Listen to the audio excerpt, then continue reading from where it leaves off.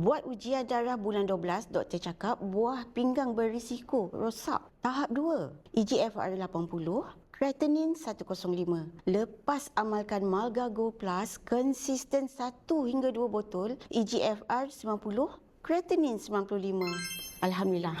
Nampak tak?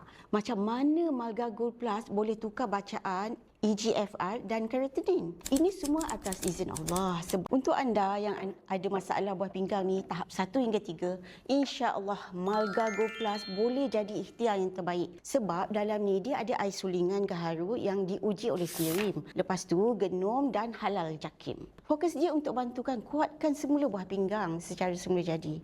Ramai yang bagi feedback positif dan rasa bertenaga walaupun belum habis sebotol. Dah tak bangun malam-malam lagi nak kencing sampai 3-4 kali. Lepas tu kencing pun dah lawas. Memang bersyukur sangat. Saya syorkan beli pakej yang besar. Amalkan secara konsisten untuk rasa perubahan. Apa lagi? Klik kat sini.